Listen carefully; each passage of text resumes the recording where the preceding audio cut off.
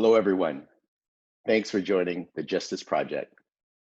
Uprisings are erupting across the nation as protesters honor George Floyd in demonstration against police brutality and systematic racism. Mayors, electeds, and officials are enacting new justice reforms. The Congress introduced the Justice in Policing Act of 2020. Large cities like San Jose are leading radical change. In Minneapolis, the city council vows to deconstruct its police force after George Floyd's murder. In Denver, a federal judge charged police for attacks on protesters and restricted the use of tear gas and rubber bullets. In Los Angeles and San Francisco, Mayor Garcetti and Mayor London Breed are defunding their police forces and reinvesting in the communities.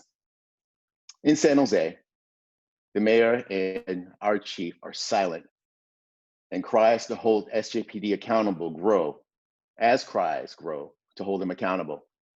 They have refused to fire Officer Jared Urine. The mayor has pivoted to ask the police to police themselves, requesting that the SJPD to create a use of force criteria for protests without seeking community input. Viral videos mark San Jose's aggressive use of force tactics. Are we moving collectively in the right direction on this side of history? Are we flipping the script on racism? In the most powerful nation in the world, police terror for Blacks is normalized. America has the highest number of officer-involved killings and the highest prison population on the planet. Of course, Black folks, Black Americans are both number one in police killings and imprisonment.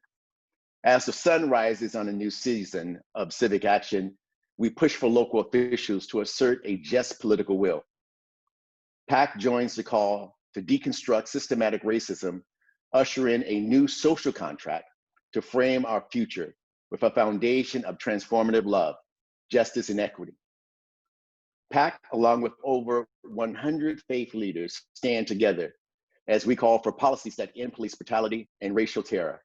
In the spirit of Martin Luther King's justice, today we listen to understand as authentic local leaders share how moral courage can stand to demand justice reform in Santa Clara County. My name is Reverend Ray. I am the Executive Director for PACT, People Acting in Community Together of Silicon Valley. We are a multi-faith, multicultural organization who develop leaders to speak truth to power. We demand for equal justice for all. We stand for Black Lives Matter, restorative justice, and police accountability. We push mayors and police sheriffs and our district attorney to get on board to denounce unjust systems so that everyone gets to thrive and enjoy the same quality of life. Right now, I'd like to welcome our panelists today of faith leaders and civic leaders and good old regular people who are a part of our city in San Jose. So I'd like to first say hello, everyone. How are you? All right, most of them are muted. So first, I'd like to introduce Rosie Chavez. Rosie, let the people know who you are and what brings you to this space. Hi, my name is Rosie Chavez. I am the auntie of Jacob Dominguez, who was shot and killed on September 15, 2017. So I also work with Silicon Valley Debug, and everything that you talked about, working on social justice and reform and accountability is what I've been working with ever since I've been involved, and it's been 2 years. Ashe, Rosie, and welcome to this space. Next, I'd like to introduce Sharon Watkins. Sharon, go ahead and let the people know who you are and what brings you to this space. Hi, my name is Sharon Watkins. My son, Philip Watkins, was shot and killed by San Jose Police Department on February 11, 2015 during a mental crisis. And I am here as it's been my 5th year fighting for justice and for change so that that does not happen to another mother, does not have to see her young child. Well, he was 23, but he had a 2.5-year-old child, so that another mother doesn't have to have my same experience. Ashe, Sharon, and thank you, and welcome to the space. Next on our docket is Professor William Armaline. Dr. William, tell us what brings you to this space today. So first of all, thank you for having me. It's a pleasure to be with all of you. I have some friendly faces in the virtual room, so it's good to see all y'all. Hi. So my name is Dr. Will Armaline. I'm the director of the San Jose State Human Rights Institute, a website launching in about 2 weeks. Thankfully, knocking on wood. I'm also the criminal justice chair for NAACP and a community member for Silicon Valley Debug. Thank you, Will, and welcome to this space.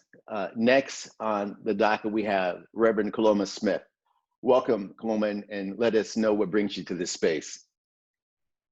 My name is Reverend Wilma Smith. I pastor the University AME Zion Church. It's one of the oldest Black churches in Silicon Valley. We've only been around for a little while, 102 years. So we have generation knowledge of the challenges in this area. What brings me to the table is after moving from the East Coast 7 years ago, watching the insidious nature of racism and systemic structures in an area that claims to be progressive has grieved me greater than it ever before. We have a long fight out here, and we have to fight hard because people believe they're doing the right thing and they're not. Thank you, Kaloma, and welcome to this space. Next on the docket, we have Reverend Bruce Reyes-Chow. Bruce, welcome, and tell us what brings you to this space.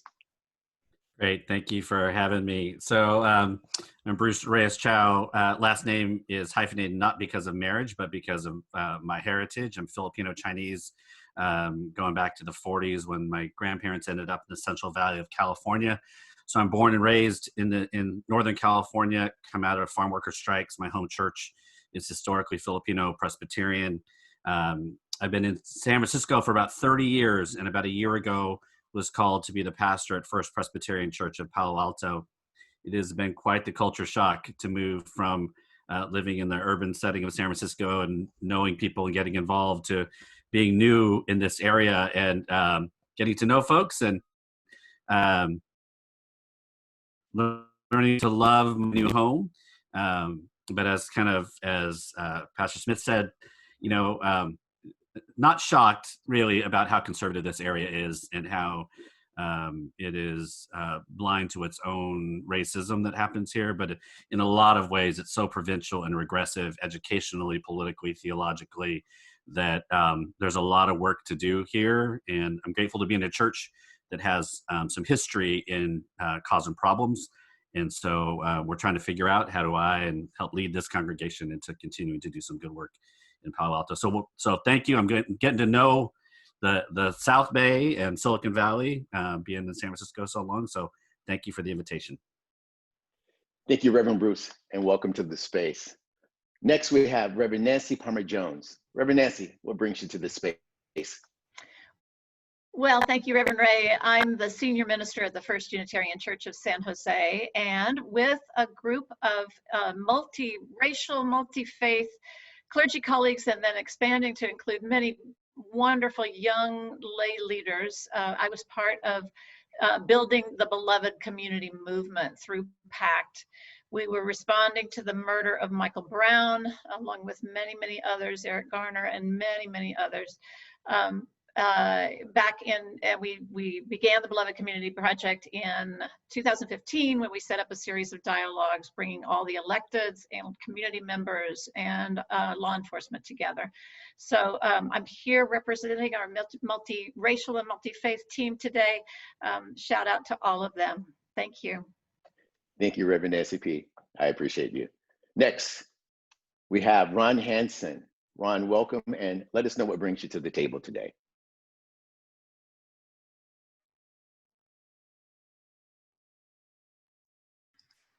Sorry about that. Thank you. It's an honor to be here with this distinguished panel. I won't presume, I never do presume to speak for my wife, and so I'll let her tell her own story.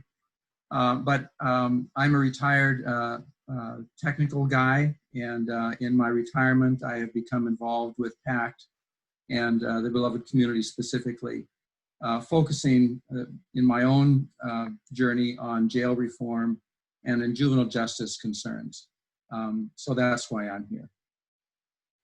And I apologize for not introducing your bride. So Barbara, you know what to do. Tell us what brings you to this space. I'm mostly here to make him look pretty. But yeah, I've been a PACT leader for 20 years. And so it's been fun to have this partnership with Ron. So I'm mainly here to listen in and to say yes. Thank you both, Ryan and Barbara. And last but not least, we invite Christine Clifford. Christine, thank you and welcome. Let us know what brings you to this space. Thank you. I'm Christine Clifford, and I'm with both PACT and Silicon Valley Debug. I have a loved one. I have a son who is in the Santa Clara County Jail. He has been there for 7 years waiting to go to trial. And what brings me to this work, of course, is him, but the longer he's in there, the more I learn about how dysfunctional the district attorney's office, the sheriff's office, the police, our entire system of supposed justice is. And my work is around hopefully trying to correct that as much as we can to make it reflective of the needs of the community and not what they think they're doing. It astounds me that our local officials and our district attorney think that they're a progressive group. And I think our work together and as a community is to help them realize that they have a long way to go to represent the community. So that's what brings me here. Thanks. Thank you, Christine, and welcome. Now, before we dive deep into our topics today and our sharing, I want to offer a prayer. My prayer today is that through the gift of love, through the gift of resistance, through the gift of community, that we have the ability to come together collectively, to fight, to say not one more, to say that we're fed up, to say that we don't want a new thing, which will look like the old thing. We want a complete new creation. That means some things have to go. So in the spirit of those who have lost their lives to police brutality, we remember them, remembering their names and calling their names. And in doing so, we promise to let their lives that were lost not be in vain. It is our commitment to one to another as brothers and sisters, regardless of background, racial creed, religion, ethnicity, gender. We stand together in unity and in love, and we stand for justice. Ashe, Amin, and peace to all. All right. Thank you again for all of the wonderful guests who are with us today. We're honored to be joined by Sharon and Rosie, who introduced themselves. They represent local San Jose families impacted by police violence. And like George Floyd's family, they both mourn and seek justice for their loved ones. So again, I want to welcome Sharon and Rosie. At this time, I would like to offer this opportunity for Sharon to begin to tell her story. Sharon. I just wanted to first say thank you for the opportunity. And I just thank everybody for caring. My story began February 11, 2015. And I was at work, got a call from my son's fiance that he was having some type of a mental breakdown and talking about killing himself. Well, of course, that upset me at work, and I'm talking to the manager, and I'm trying to rush to get there to see what I could do to help. And a couple minutes later, I got a phone call, and all I remember Devaney saying is they shot him up, Sharon, they shot him up.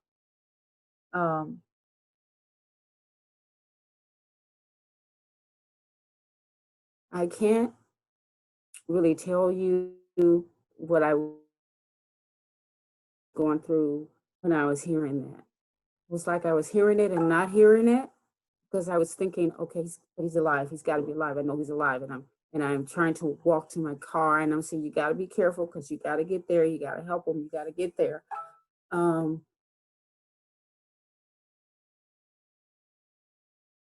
It was just the pain. It doesn't go away.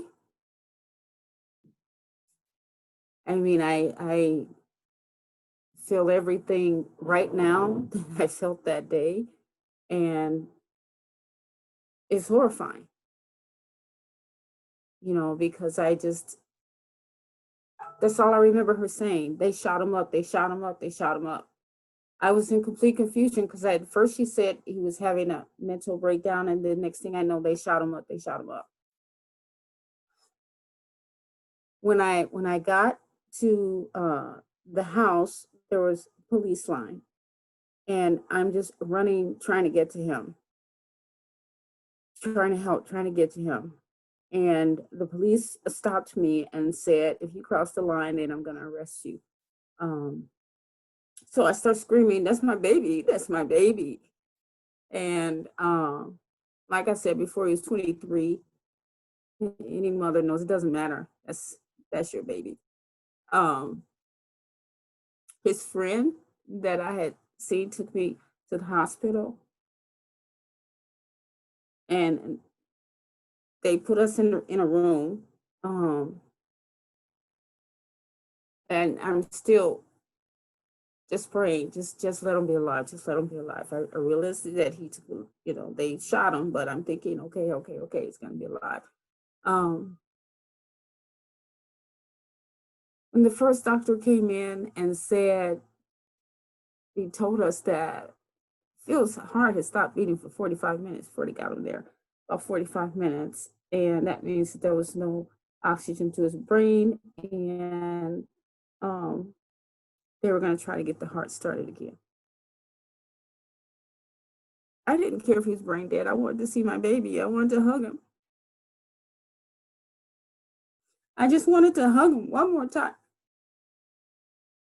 It didn't matter to me what I would have to do to care for him in whatever condition that he would be in, but as long as he was alive, I just wanted to hug him one more time. And then when the other doctor came in, all she had to say was, I'm sorry, and I just lost it. I lost it.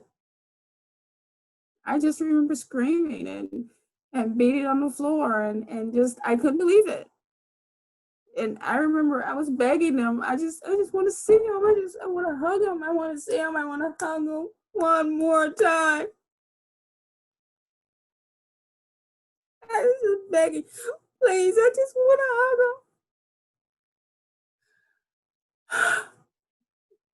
him. Sorry, I'll try to get hold of myself. I couldn't see him because they said it was a crime scene. But the officer told me, you know, if you go down to the police station with us, then after we talk to you, you'll be able to see him. And that was a lie. I just hate that they lied to me. I believe them. So I went down to the police station and I was interrogated. They were asking, I was there with Phil's fiance and her mother, and we were put in 3 separate rooms and we were all interrogated. I found out later that we were also being recorded. I didn't know that. I found out that Devaney's phone call was being recorded. I didn't know that. I didn't know that they had the right to do all this stuff to us at our weakest moment, and we were not aware of any of it. I'm still waiting for Phil to walk through the door, and they're questioning me like I had done something. And I can't tell you, that was 5 years ago. And it feels like it happened yesterday. And I thought when this whole George Floyd thing happened, that I was handling it okay. I knew that it bothered me, but I thought I was okay. And then I realized I wasn't eating, I wasn't sleeping, I was feeling the exact same way. And it's like every time I see a police officer that has pulled somebody over or that's talking to a civilian, I wonder, is that person gonna live to see tomorrow? And I don't consciously think that thought pops up in my head before I've known it. And I try not to think that, but sometimes you can't help it. I'm never gonna get over the grief. I'm never gonna get over the pain. I'm never gonna forget those words.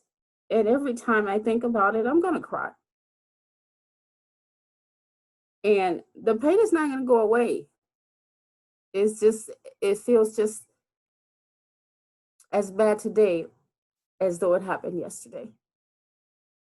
And my major thing is I do not want another person to feel that. My 8-year-old, well, I have a granddaughter who's almost 8. She was 2.5 years old in the car when her daddy got shot. I don't know how that's gonna affect her. I mean, she seems okay, but we don't know.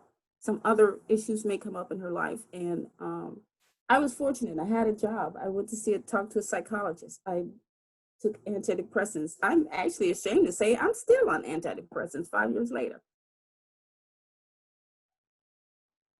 But what about my grandbaby? What's gonna happen when it starts affecting her? Because I think that it's naive to think that it's not gonna affect her at all. And I feel like the city of San Jose that took her father away should also have the responsibility of making sure she's gonna be okay. As okay as she could possibly be. So thank you, Sharon, for sharing your story. We feel your pain, and you sharing your story allows us to be present with you. We can definitely say that PTSD is real and that it never goes away.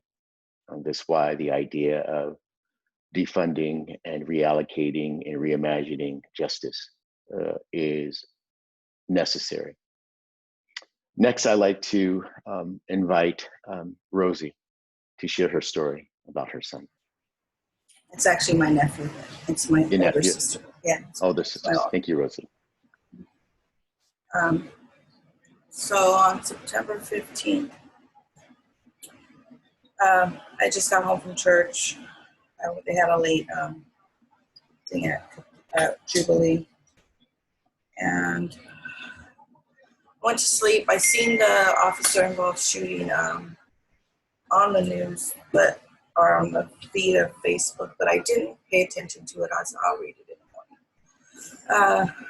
Went to sleep, and about 4:30 in the morning, I got a call from Jacob's wife's cousin.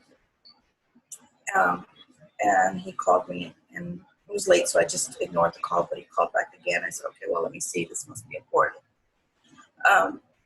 And he just mentioned my nephew's name.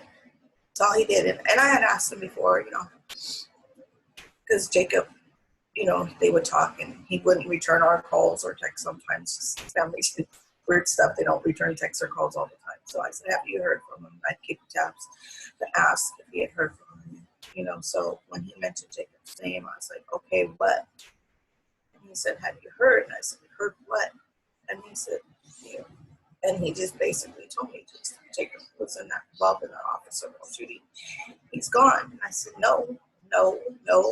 I screamed so loud. My, at that time, 10-year-old son was laying next to me.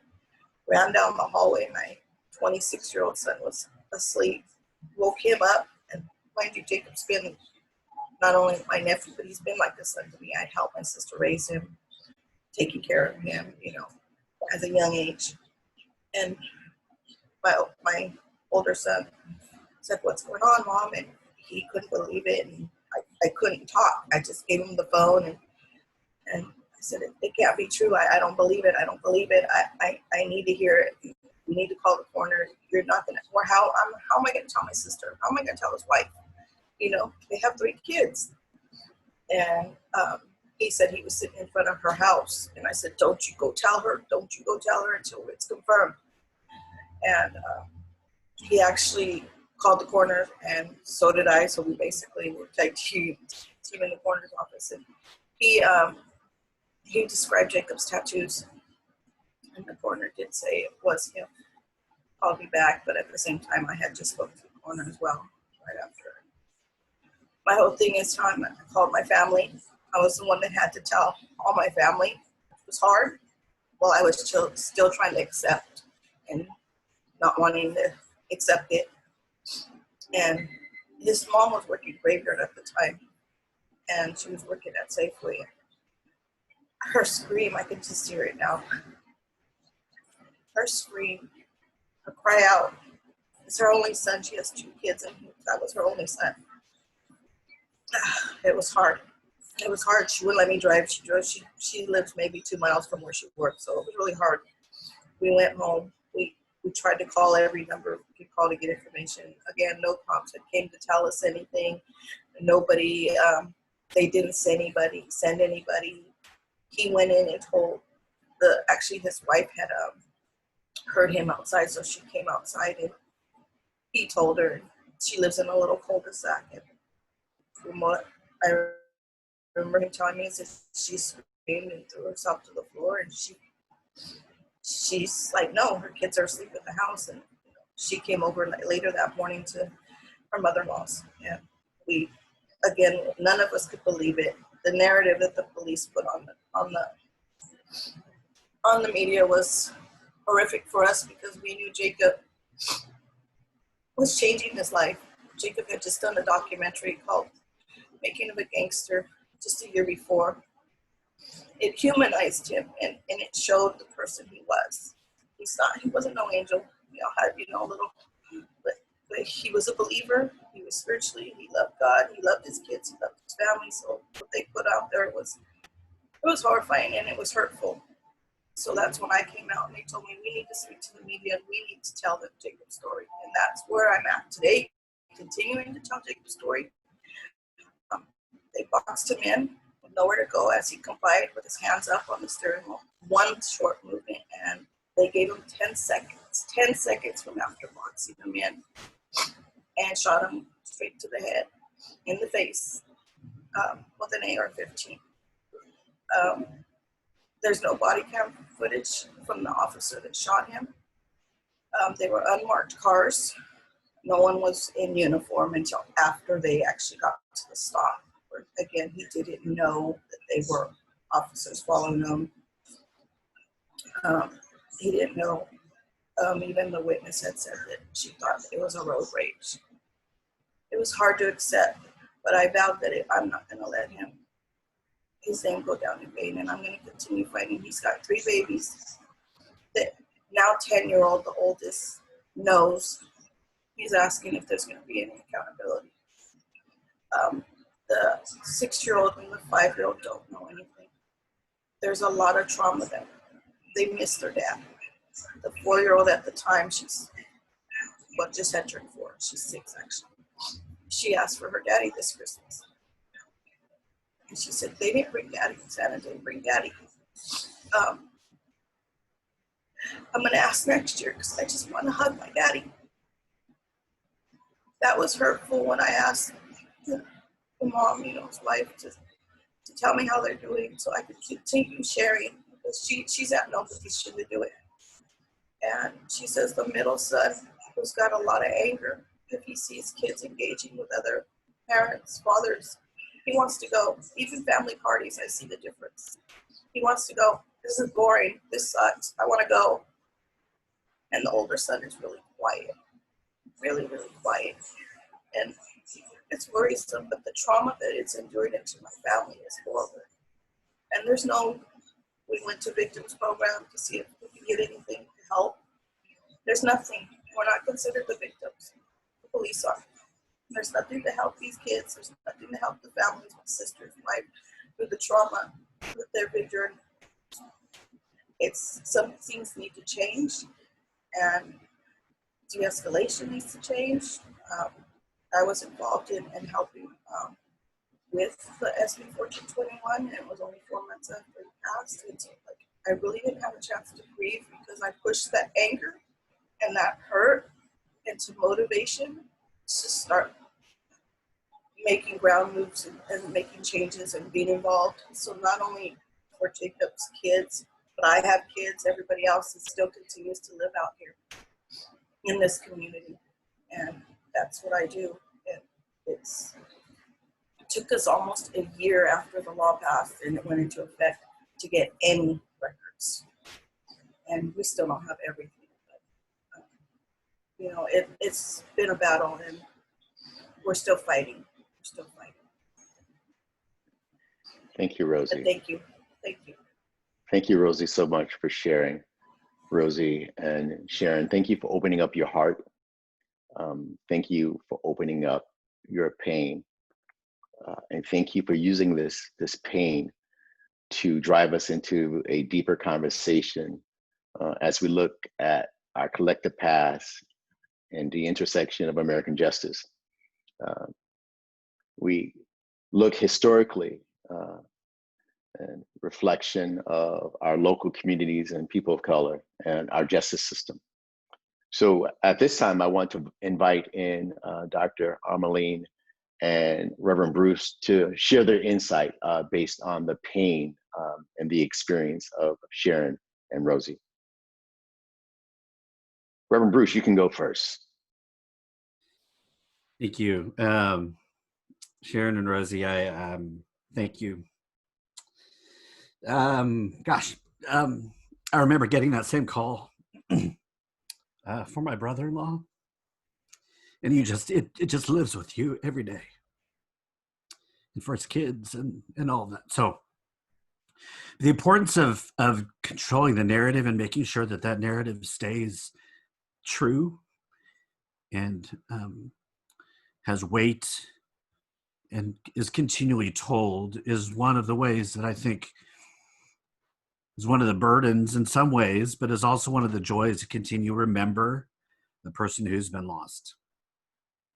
And part of the tradition, and as a Christian, as a Presbyterian, as one who in life after bodily death and remembering that we are connected to one another beyond our own imagination, I always find telling stories about Brian and his kids and reminding them that what they may hear or what they may assume or the mental gymnastics people will undertake in order to define a different story, they don't have to listen to it, to listen to those who are telling the truth and who continually to remind them of the truth that is beyond what others may want to tell. So thank you for continuing to tell that story. My wife has to tell it all the time. And it doesn't get easier, but there is power behind it, and community has been built because of it. I know that is one of those out of deep pain and tragedy, community is built. And so I'm grateful for your story. I come at this in a very interesting way. So third generation Filipino Chinese. I grew up in Stockton, California, in the part of Stockton that I joke that you don't, when people tell you to go to Stockton, they tell you not to get off at 8th Street. And that's where my family grew up. That was my home.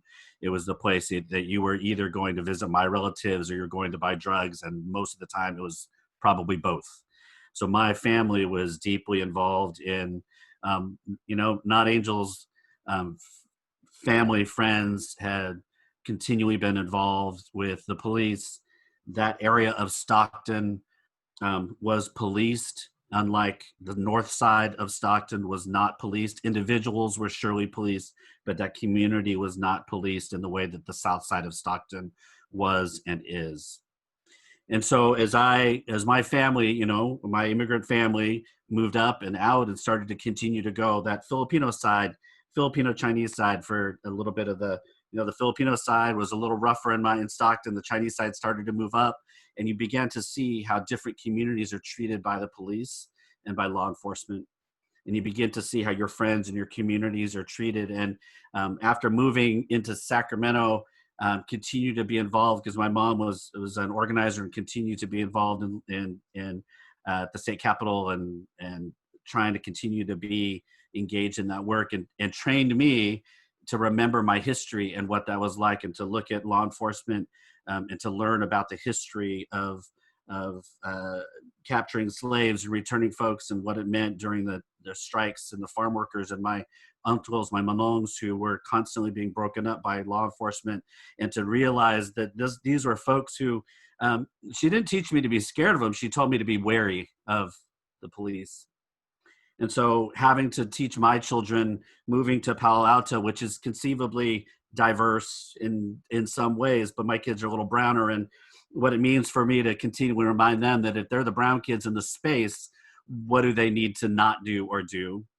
And then as they're coming into their own and understanding their place and trying to not center what's happening right now around brown skin, but to continually to think about what it means to be Black in the United States, to continually think about that history and read and listen and also speak. I pastor a church right now that is deeply engaged in the intellectual pursuit of injustice. They were involved with the anti-war protests early on and have always been engaged in that work, and are now trying to figure out what is their space in Palo Alto, a wealthy white congregation in Palo Alto that has had LGBTQIA, people of color as their pastoral leadership, and what it means for us to be engaged in that work along with other churches, along with churches both in Palo Alto and East Palo Alto, and figuring out what that means. So for me, my job and how I'm called into this is to continue to figure out a way that those stories do not just become stories, that they become catalysts and fuel and foundation for institutional change. And for my folks who have influence and power and time, how do we take that and actually create change? I come out of San Francisco where we just elected a public defender as our district attorney, and you can see how fast change begins to happen. Right? I mean, you see immediately cash bail is gone, like just gone. And you've been fighting that for years. So as I begin to kind of plant myself and learn and get engaged in Palo Alto, trying to figure out where those places are going to be for me and our congregation as we work for change alongside of the folks who've been doing it for years, what are those places? So the stories that are shared have so much power. The power to continually to remind us and those who may not experience the same thing, but we can continually remind of our common humanity and our common kind of goals towards justice and compassion and love in our communities.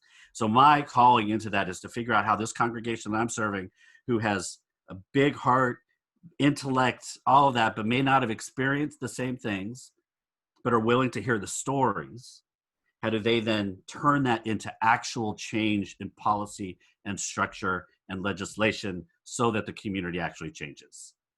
And so that's how I take your stories, how I bring mine into that space, how we continually listen for more. And hopefully, I feel like we're at a watershed. I mean, I think everybody kind of says, I don't want to believe that we're at a watershed so that I can be disappointed next month. But it does feel like there's something happening. And so now, how do we actually just jump on that and make things happen? Excellent. Thank you, Reverend Bruce. Hey, we are at the heartbeat of transition, and the heartbeat of the stories shall lead us to change. Dr. Armaline.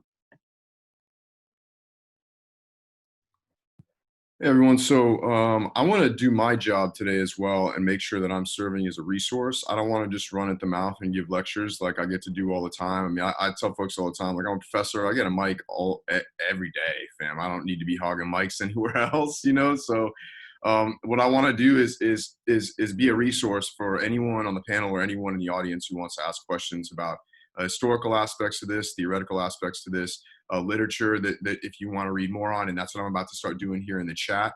So I'm going to go ahead and sort of say my bit, but in the chat, I'm actually going to throw a few resources at you, okay? So one resource is a very recent episode of Jeremy Scahill's Intercepted. It's a wonderful interview podcast show by an award-winning journalist.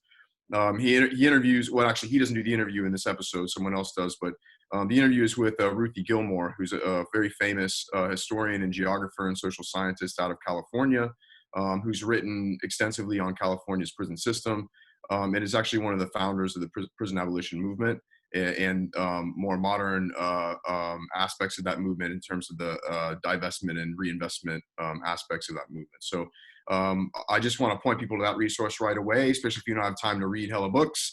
You can be at work, you can be, doing whatever you're doing and listen to this two-part podcast, and it's excellent. And she breaks things down in a way I think that is accessible for all audiences. So I'll go ahead and throw that in the chat when I'm finished as well.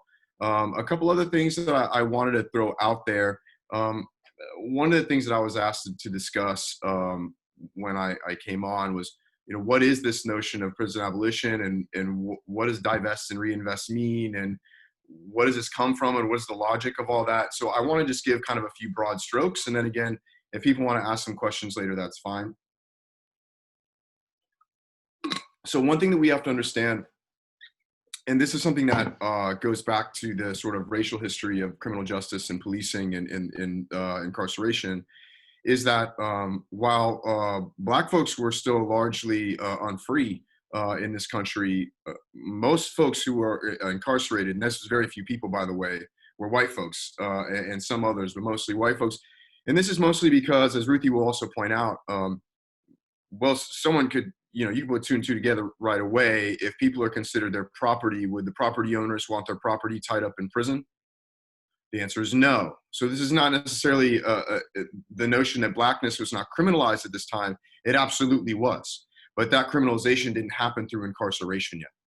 It's after the Civil War, and particularly after after the sort of white terroristic response to Black Reconstruction and the beginning of Jim Crow, and then later a formal apartheid or segregation in the United States, that we see the criminal justice system really begin to arise as what we in the scholarly community refer to as the social control component of racism as a social system, right? So when people talk about, oh, the police used to be slave catchers and all this, there's a direct and not so direct historical line there. And I think the better way to understand that is that the social control component of this system has shifted now in our contemporary era, which we as, again, scholars consider post-civil rights era, so 1965 and 68.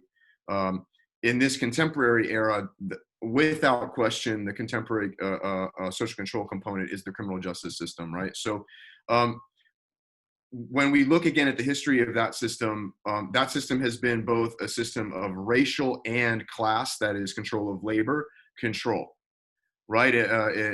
Through the system of what many scholars like Robin Kelly, Ruthie Gilmore, and many others that we don't have time to run through refer to as racial capitalism, right?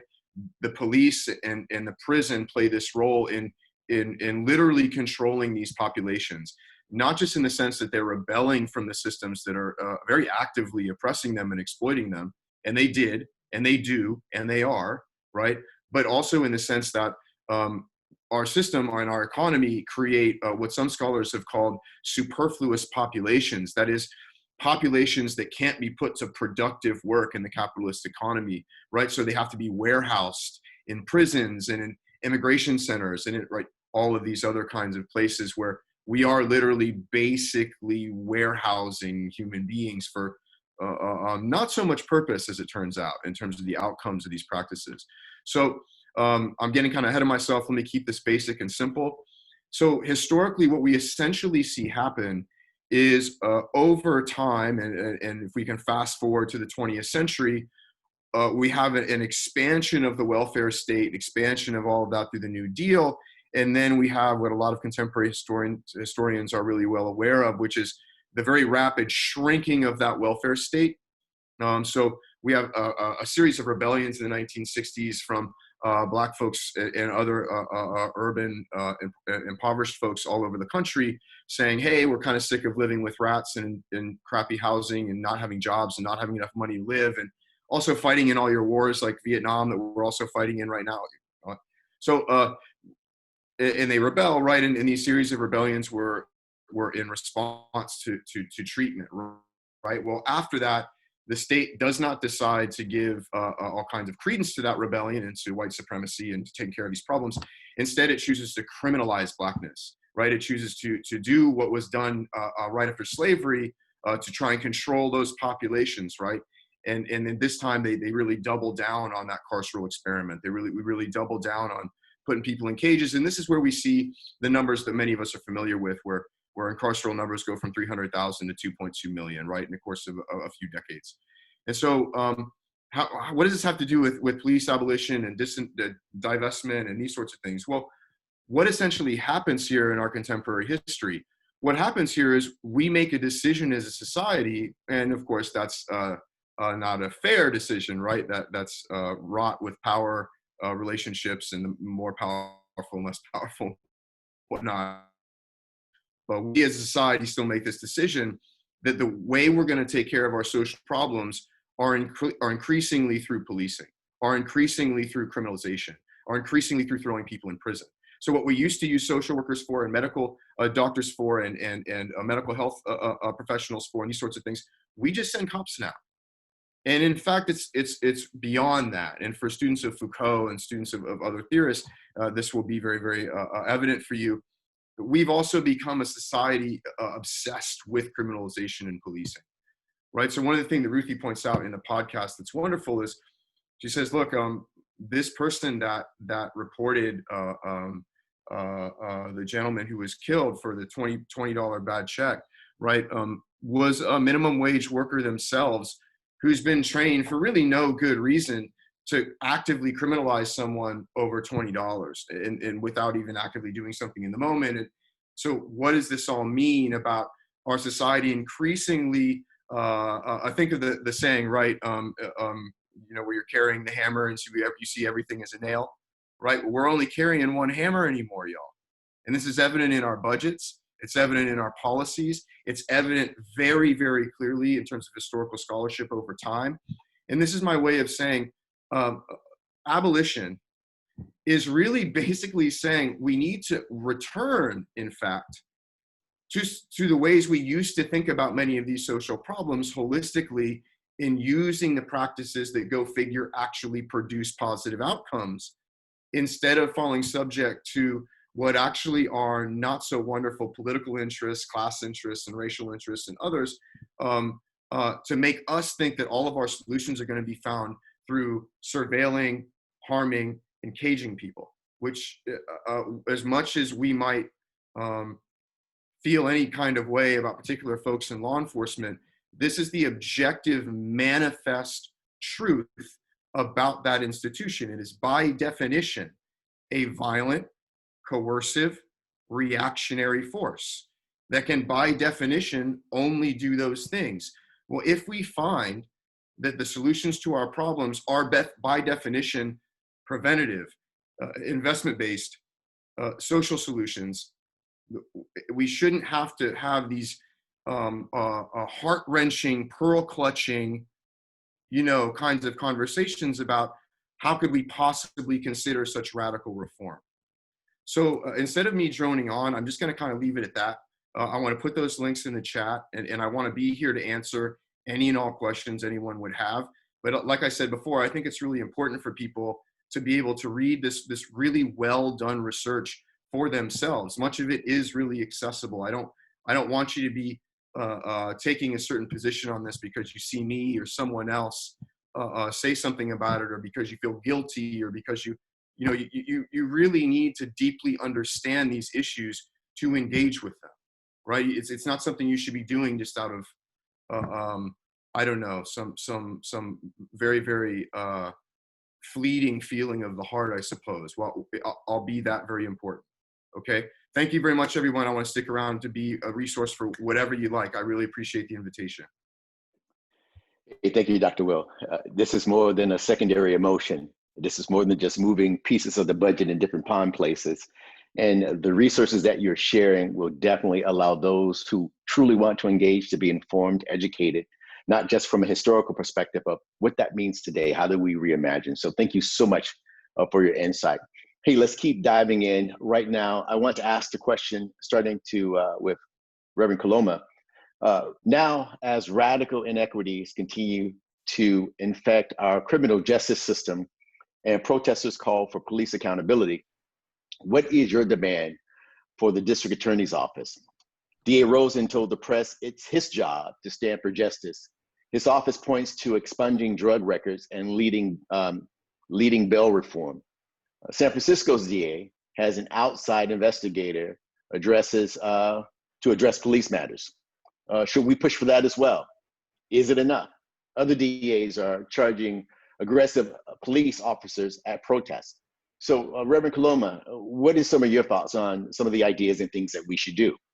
So I think the reality is that we have several silos of challenges or several systems of challenges.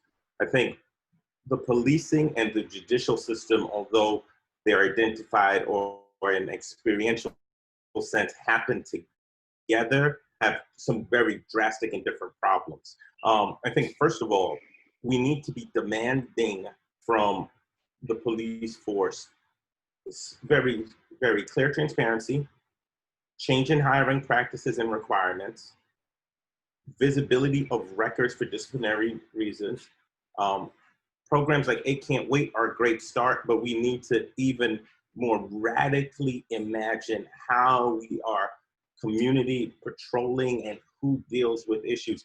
When you send people out that are trained to apprehend and hold to deal with people that have mental challenges, they do not have the right tool set, the right equipment, the right approach. They do not know how to handle it. And shame on us for not saying before that we should not have those that are trying to deal with one-off situations be our mental health police, be those that manage that.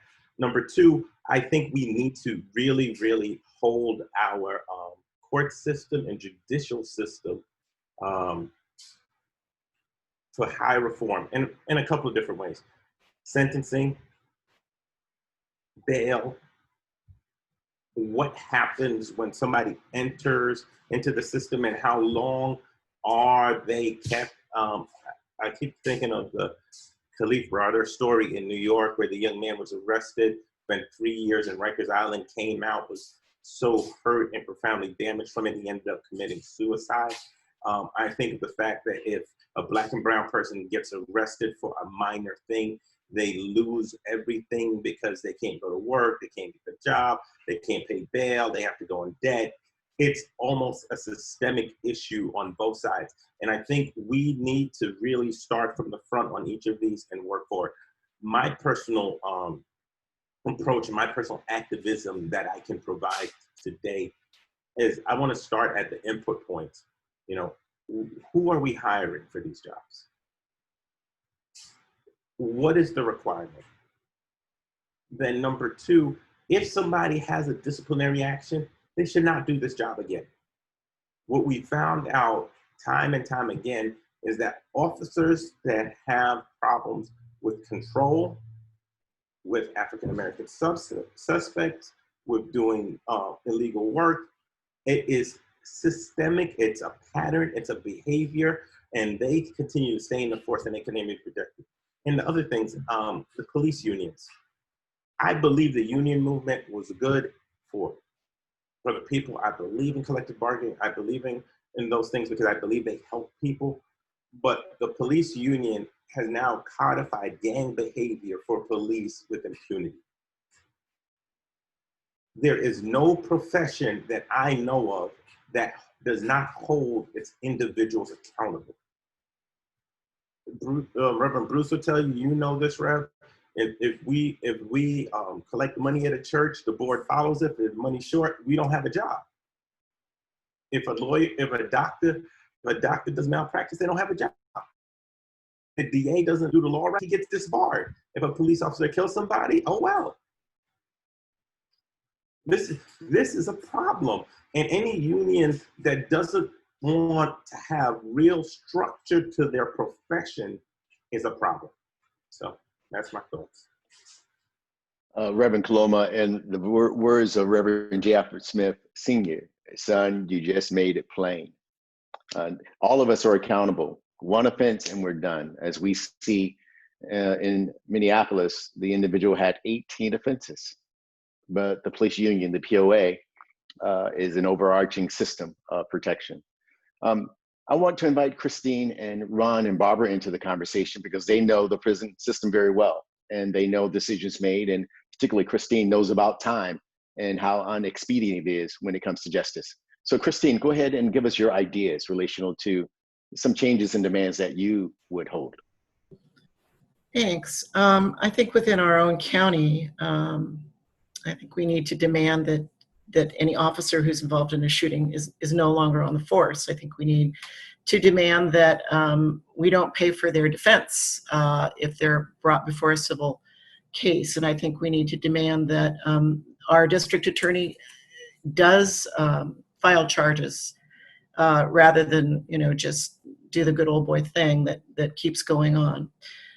There needs to be a lot of dismantling of things that are interwoven with the police department and things like the Mayor Gang Task Force. We don't need law enforcement involved in youth programs that are supposed to be helping bring our youth up, lift them up. We don't need them surveilled by the police during those activities. We need to disarm the police and cut out funds for things like grants for militarizing weapons that come from the federal government. We need to demand that our district attorney start looking for ways to minimize sentences, not find the longest possible one. Our district attorney's office is pretty famous for trying to find the most punitive outcome from trials, the most punitive outcome that they can for our citizens that are in a trial situation. They do not look for, is there an alternative to prison? Is there an alternative to incarceration? They look for the longest possible sentence that they can find, and then are very proud of their record for getting, so many people locked up behind bars. And yet our district attorney gives a very compelling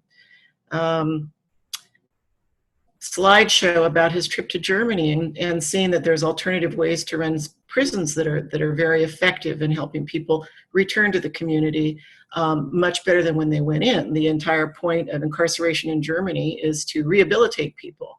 And our district attorney knows full well that that is not the outcome in our prisons. If he really feels that we should be looking at alternative ways to do incarceration, then he shouldn't be looking for the longest possible outcome in a sentence. He should be looking for the least. He should be there's accountability, as there's in San Francisco, for any case that you're going to try, come up with a full accounting of how much this is going to cost the community to try this person. How long, if you're going for a life or a life without the possibility of parole sentence, how much fiscally is that going to cost, let alone what it's going to do to that person and that person's family. I want to echo all the stories of Rosie and Sharon. When something like this happens to a family member, or when a loved one goes into the system, the entire family goes with them. The collateral damage from the system, the way that it's set up, is huge. And there needs to be some accounting of that by the systems that are pushing forward with sentencing and with trial. This is our courts, this is our district attorney, this is who and how we arrest and who and how goes in. We need to stop patrolling certain areas as the gang areas. We need to stop gang units that go in and criminalize certain areas of our city and county. 54% of the people in our county jail are Hispanic. They're less than 25% of our population. What's wrong with this picture? Just the entire way that people are arrested and incarcerated has to be totally redone in our county. That we have to look at alternatives to incarceration. We have to look at alternatives to trial. We have to look at different ways of helping keep our community safe. And I'd rather see the divest that we're talking about is moving money out of programs that are not working into programs that would, housing, mental health. We need to send out mental health experts to a scene of someone who's having a breakdown like Sharon's son, not a policeman with a gun. So I think there's a lot of ways that we can demand that our district attorney and our police and our sheriff's office do things very differently. Our jails are not set up to help people. Over 75% of the people in our jails are waiting to go to trial. We have one of the longest waits the longest waits in the state of California for felonies to go to trial. In most counties, a felony goes to trial in under a year. The average wait in our county is 3 years. And as I shared with you, I have a loved one who's waited 7. So there needs to be a total redoing of how all of these systems work. And they need to keep in mind justice for everyone involved, not the longest possible prison outcome that we can find. So I guess that's all I have to say about that. We do have an oversight office for our county now. We're really looking forward to getting that up and running. The oversight for the county, as opposed to the IPA, will be able to take a look at things like the district attorney's office. And they can look at any system that has an impact on the day-to-day life of a detainee. So we should all be happy that that office is coming online because it folds in every aspect of what would impact a person in the criminal justice system in Santa Clara County, except for the judges. So we need to really be happy about that and really support that office. So that's about it. Thank you, Christine. And Sure. again, I want those who are listening and watching us on Facebook Live, this is Sharon's experience, Christine's experience, 7 years to get to trial. And we look at the economic impact on communities, particularly those who are already dispositioned social and economically. Ron and Barbara, share some of the demands based on your experiences within the county system. Well, Christine certainly has articulated a number of things that are really relevant with respect to changes and demands that are appropriate for our county. One thing that she mentioned was the preponderance of people of color in our jail. And it's actually not a surprise that that starts not when you get to be 18 or 21, but it starts much younger. Today in the juvenile system, in which there are 2 incarcerated settings in our county, Juvenile Hall and James Ranch down in Morgan Hill, very nearly 90% of the population is Hispanic, believe it or not, and in both of those institutions. About 6% are Black young folks, and the rest are white and other ethnic backgrounds. So it doesn't start when you're an adult. It starts, this situation occurs actually much younger. It starts when you're young. So changes to that and providing, as Christine said, a reconstruction or dismantling of the Youth Gang Task Force, what an appropriate name that is, to something that really addresses needs of communities and needs of our youth in our communities. Improved education, issues, of course, of poverty and substandard housing, and even access to health.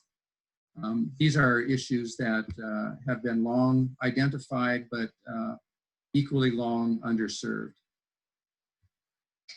I think that there's so many good points that were brought up, and I think that when we look at when they say when a playwright decides to write a play, they decide to start from what the end is and goes the other way. And I think what we need to hold up is what all of us want is that whoever is out with us as our neighbor is a whole person. And we need to remove those places that make breaks. And incarceration is the ultimate breaker. It is the reflection of everything that is broken. And it should be a place of what we want it to be, and that is rehabilitation, not just correction without opportunity to become a more whole person. And I think when we start talking to the powers that be, money really speaks, and it costs too much to run the prisons, run our jails. It costs too much. When we want to reorder a budget, as I think Dr. Armaline says, instead of sending the warrior, send the helper. You know, it's like a Mr. Rogers. When you're looking for something, look for the helpers. And that's what we need, is a helping piece. People are in jail, people are in prison, and they come out. And when they come out, they need to have the opportunities to become whole as when they were in. That's the kind of change that I want to see. And I know that Reverend Kaloma said that he wants to talk about who goes in to be in enforcement. And I think it's more that it starts before that if no matter who you are when you go in, if you're entering a warrior culture, you will become that warrior to stay in.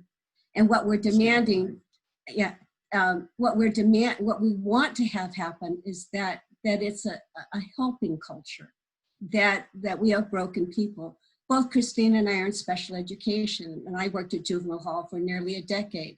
With 1/3 of the kids that were in there were kids who had disabilities, lack of executive functioning. There's no reason to think that that is not followed into the jails and into the prisons. We're talking about, and when I went in, there was absolutely no help for those kids. Now there is help. I think too that we have 3 things that are out there that have already been formulated. This work has not just begun. Expanding the role of the IPA, which I'm sure Nancy will talk about, expanding the role and getting the MOUs approved for the monitor that's going to go into the jail and for the whole entire justice system, have those MOUs finally signed and go into work. And the other is 1421, where we're able to look at the records of the policemen. All of those have been in place, but the momentum at the moment now should be to push it over, that there should be no resistance. Now it should be, let's put it in place. We know all along that there should have been oversight. This is what we need. It's such an opaque system. We need to make it transparent. It can no longer be opaque. There's no reason for it to be opaque if it's done well.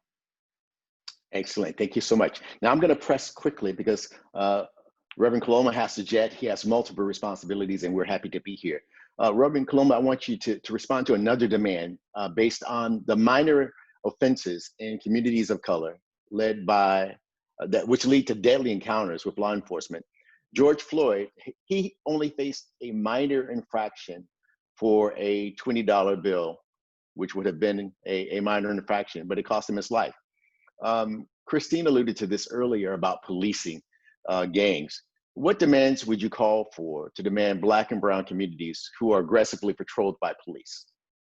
Well, as a Black man that lived in New York City when stop and frisk was the actual policy, and understanding the tension of walking around the city, and if a window's broken and you didn't break it, but you are standing by the window and that being a possibility of you being pulled over, that level of tension in somebody's life is unreal.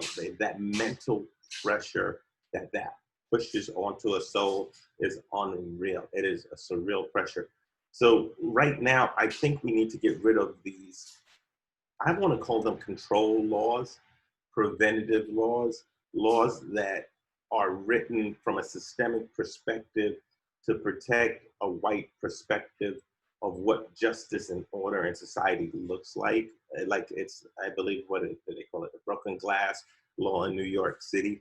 I think there are other ways around community resourcing that we need to address. The other thing that Ron and his wife Barbara said it really excellently earlier. Before I go, I want to encourage everybody that's listening. One of the ways that you can really help and engage is by getting involved in your local process. The news will fool you to look at Congress and act like they're the end-all be-all, but you can control the hiring, your city ordinances, your city officers. You can hold them accountable to make some systemic changes on the city level. DC always ends up following the examples of cities and states that lead. So what we need to do right now is turn off CNN, turn off MSNBC, and get behind local organizers who've been on the forefront for a while developing these laws. Because there are things in the work that they've been fighting for years that if we just push across the line. The other night, we had on Palo Alto council meeting, they had the budget meeting a few weeks ago on Zoom. They had like 60, 70 people to talk about. We had a Black Lives Matter item on there. There was 160 people on Zoom, another 70 watching on YouTube. That is more than they've ever seen in City Hall. I am telling you, it doesn't take thousands, it takes a few hundred to start influencing and changing your county supervisor, your mayor.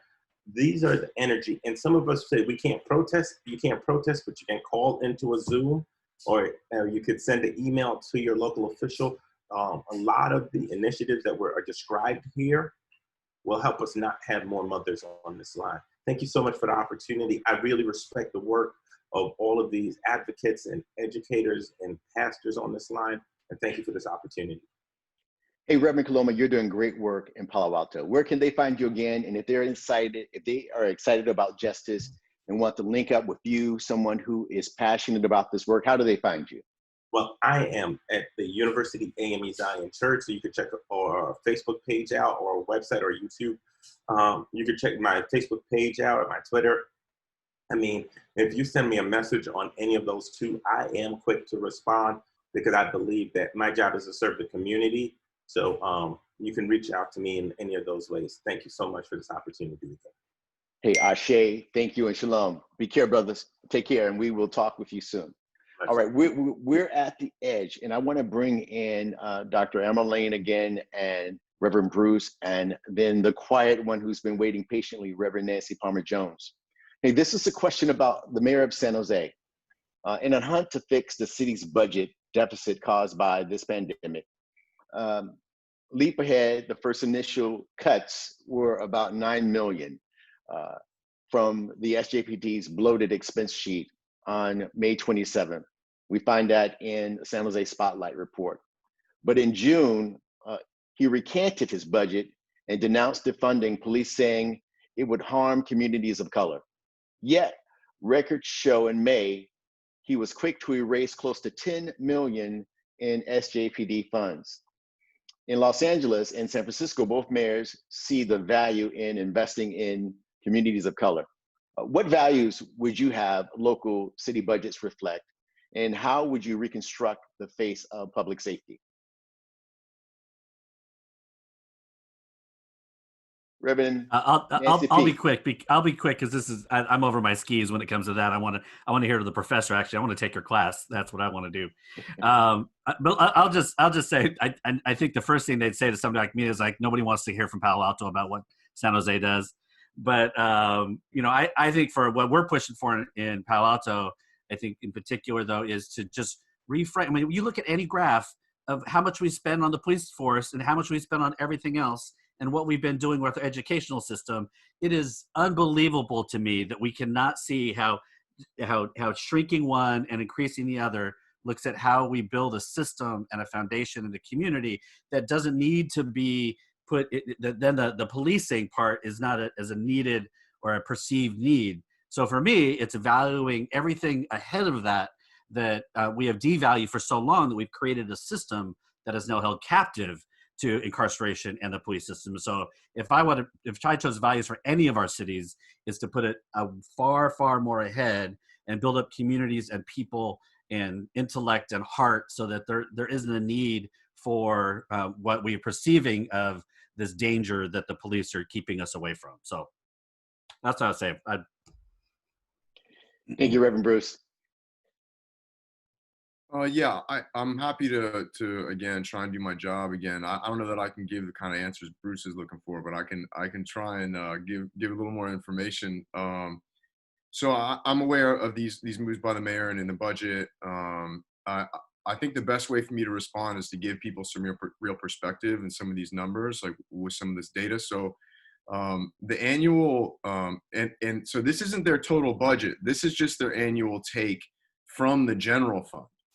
The annual take from the general fund as of their 2019 and 2020 budget was 461 mil plus. So that's well over 40% of the entire general fund for the city budget. And this is what I mean, like when I said before that we are literally attempting to solve all issues with a single incredibly limited institution, and that will be reflected in everything. It'll be reflected in our procedures and in our budgets. This is exactly what I mean. And it means something when we see crumbling infrastructure, people sleeping on our streets, schools being defunded and teachers being laid off. We're looking down the barrel of our austerity once again, right as the owning class runs away with all the money once again, with no retribution.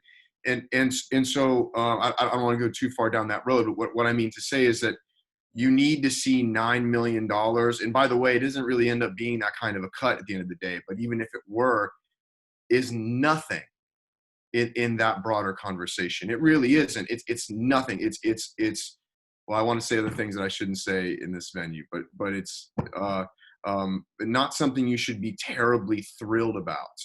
And so here's the other question too, is all right, well, 9 million got cut, where'd it go? Can anyone answer that question? Exactly. So what we need to understand is that divestment is only one side of a coin that you need both sides of. In a sane conversation, you have to say, we are going to divest this amount and invest it here. Otherwise, we're not necessarily getting somewhere with this a reform. It is a reform, but it's a fundamental reform, right? It's a fundamental change. But I'm trying to help us understand like how we might see some of these headlines in that broader context, right? The other thing that I've been enjoying saying, because for no other reason, it seems to get a response from people.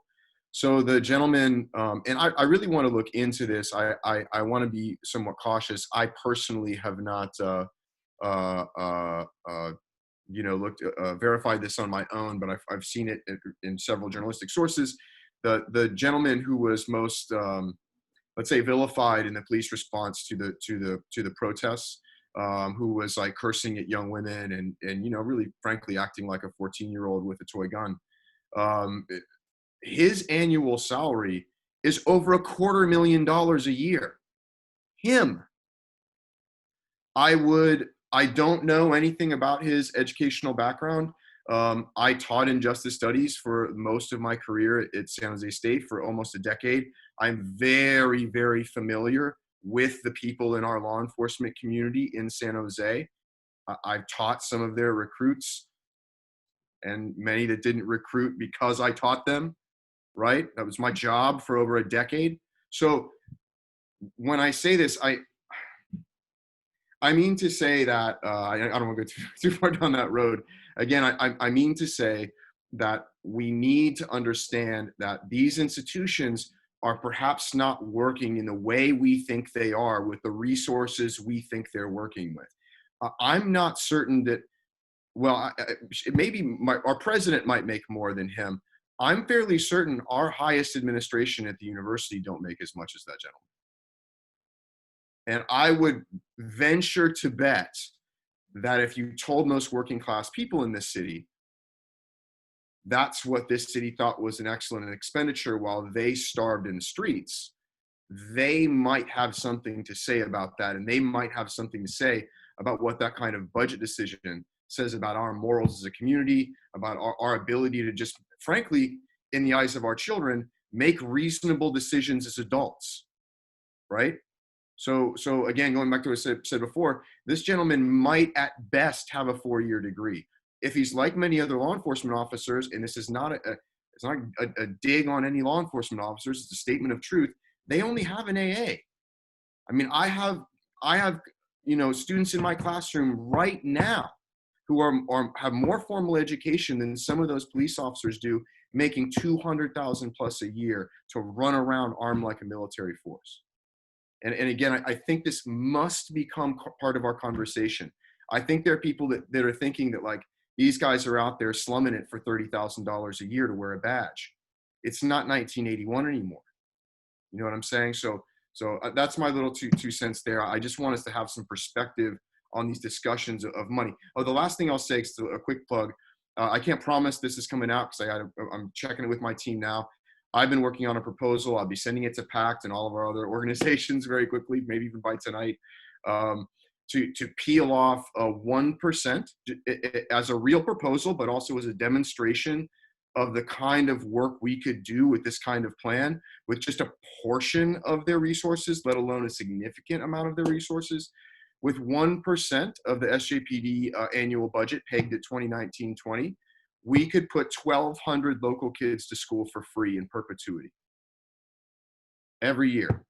1,200 full-time students at San Jose State, SJCC, and EVC. That's for 1% of their annual budget. 1. Imagine what we do with 10. You feel me? Like these are the kinds of conversations we have to start having with our community, because otherwise Fox News and everybody else is going to drown out the airwaves and drown out everyone's minds with boogity boogie. They're going to come to get you if the cops go away, whoever they is, right? Whoever the scapegoat is where you live, it's going to be boogity boogity boogie. They're coming to get you because whatever police who aren't doing this anyway aren't going to be there to save you. And we have to start talking about the reality of what these approaches could mean for people to have that kind of imagination, right? For people to be able to see, oh, like we could do other stuff. It's not that you're just going to throw me to the wolves, and there are no wolves, by the way. It's just that we could do other things. So I'm gonna stop. I promised to shut up, and then I didn't. You gotta tell me. You gotta tell me Hey, you're not in no, class. I gave you permission, and I feel kind of cheated because you are on a roll and you muted yourself. Yeah, So, but I'm ready to roll, and I don't even want to wait for you to introduce me, because I think everything about this conversation has actually built to some of the things that the Beloved Community Movement is working on right now and has been working on for these 5 years. Everything that you all have been talking about in terms of working locally and specifically everything we've been talking about the big picture, not one more. Campaign zero, not one more person killed by the police, not one more. But how do we get there? We get there by making some really specific changes that are at the root of making systemic change, right? So everything you've been saying, Professor Armaline and Reverend Kaloma, everything people have been saying about redirecting that money, that is, if you take just one click below the words "defund the police," you will see that the ask is not just destructive, it is generative. It's not destructive at all, in fact. It's only constructive. It's stepping back from what is not working in our communities and building something that creates the multicultural, anti-racist, beloved community that we all want to live in, that no one is free until all are free, right? So can I just jump in with the demands that the beloved community are you're already there, Reverend. Okay, all right. Yeah, don't slow me down, man. Here's the thing, beloveds. And listen, listeners, this really does bring us into practical ways that you can be involved. You want to get involved with the Beloved Community Movement, you send an email to revray@pactsj.org. He is accepting all of them, putting them into the right places so that you get connected to this movement. Revray, REVRAY @pactsj.org. I'll repeat that again at the end. Here's the thing. We were already managed to get the chokehold banned from SJPD, right? There are many police departments around the country that haven't even done that yet. But that's not enough, as we know. We've got to eliminate the carotid artery restraint. We might, if that was what replaced the chokehold in the SJPD's duty manual. We've got to eliminate that altogether. That kind of restraint is absolutely abusive and out of the question, and it can be changed right now. It can be changed right now. They have the power to do that. Second thing we've been working really hard on, and we believe that we are at a turning point with the mayor and the city, is expanding the role of the independent police auditor. The independent police auditor to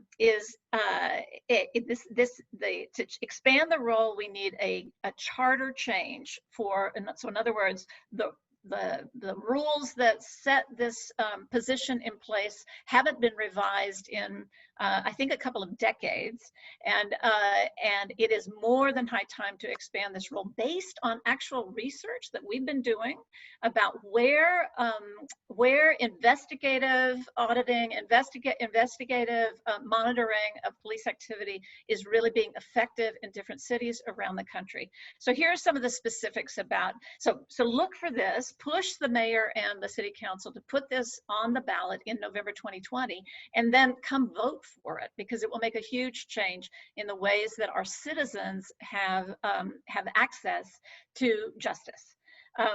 So the independent police auditor right now can only go look at the internal affairs review of reports or complaints about police misconduct, and then say that something needs to be changed or not.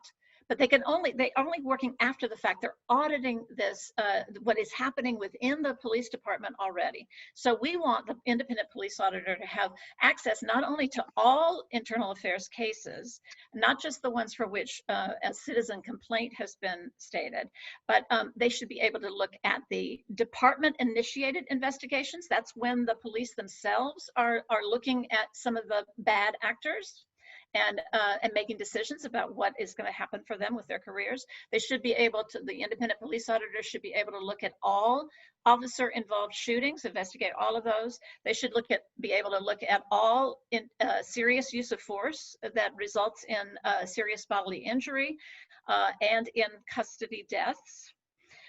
They should be able to review all of the internal affairs cases with access to all the investigations, whether they're administrative or criminal, not just reports after the investigations have been completed.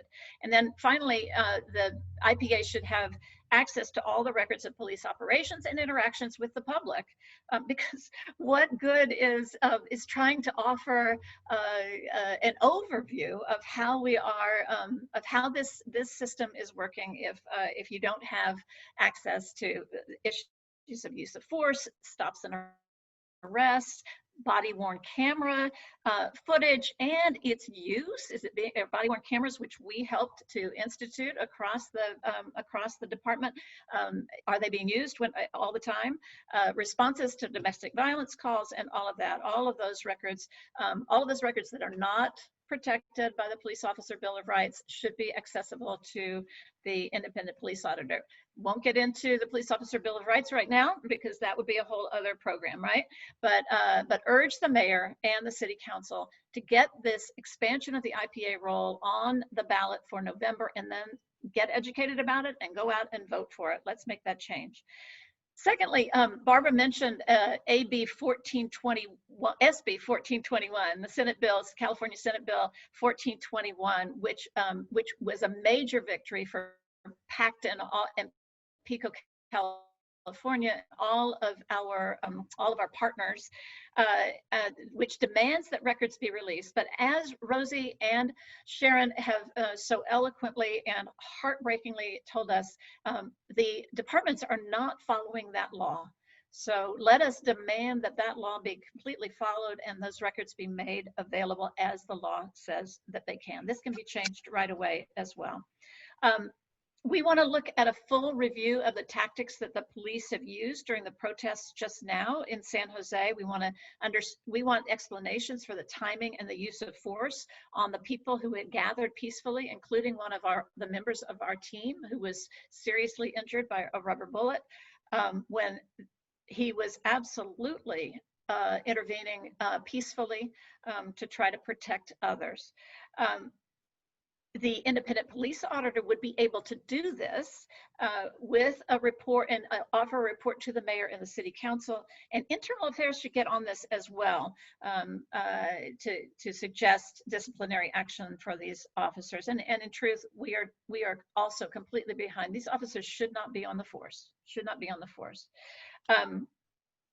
I think there's a lot else that's related to redirecting these funds towards culturally competent professionals to respond to issues like the unhoused, like mental illness, like domestic violence and drug use, overdose or abuses. We want to prohibit the use of rubber bullets at all. That is an overuse of force. We want more transparency in police hiring. That hiring has to happen so that the police force truly does reflect the communities that they are supposed to be serving and protecting. We want much more transparency in negotiating the contracts with the police unions.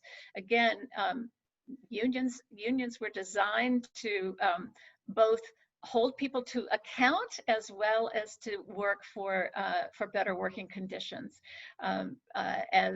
As Reverend Bruce and Reverend Kaloma have already said, I too would not still have my job if I committed some sort of abuse of power.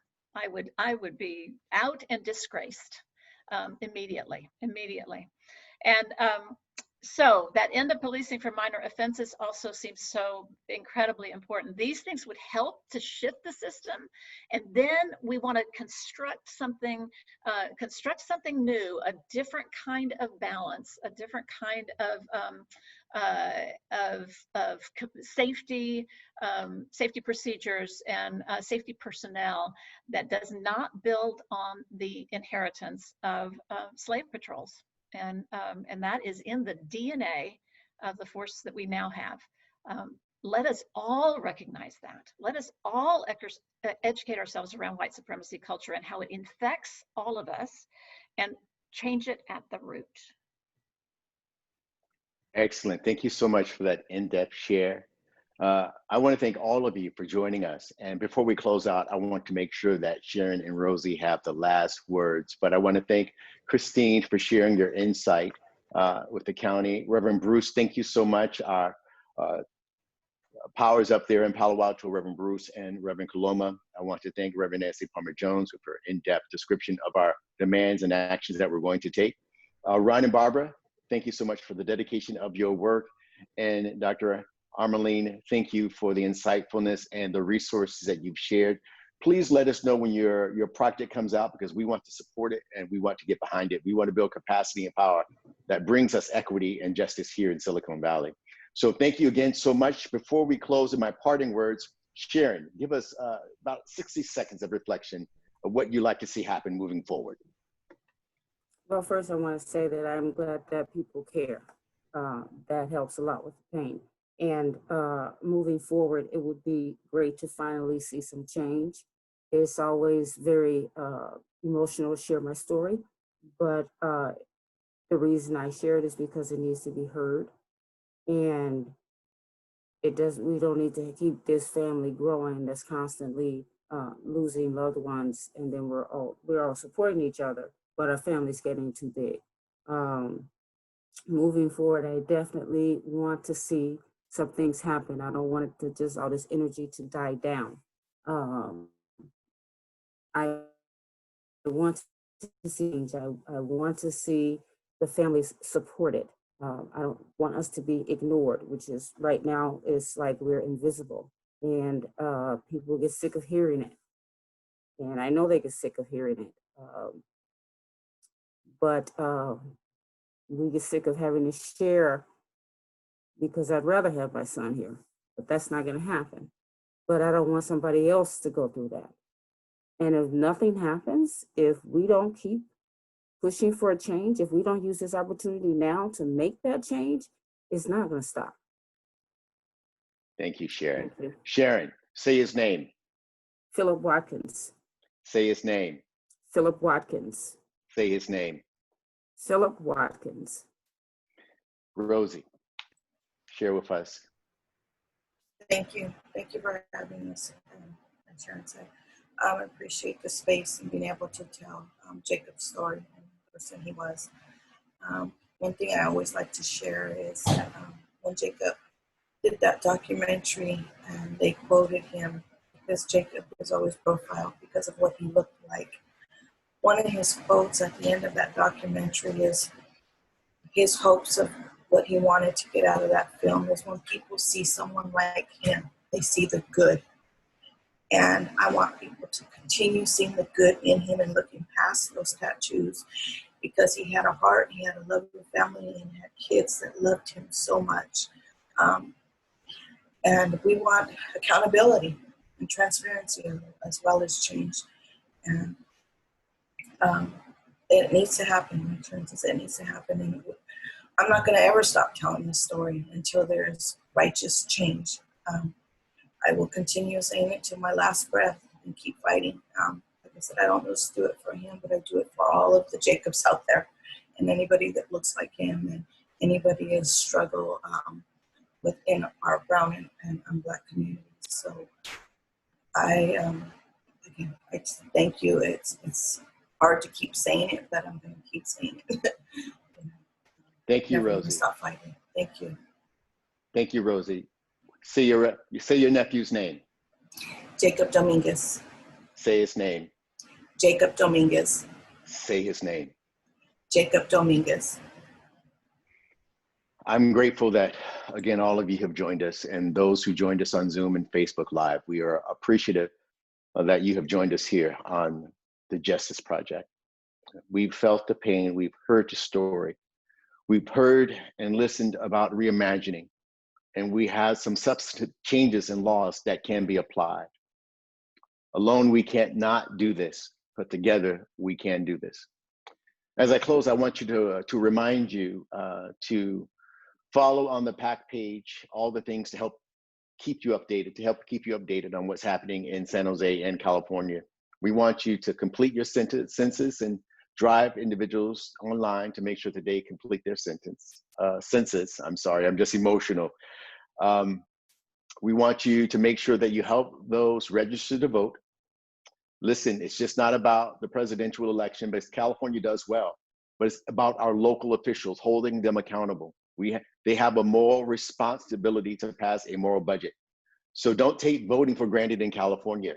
Exert your power and know what's happening with our city budget, our county budget, and our national budget. Dr. Armaline has given us much information about being educated.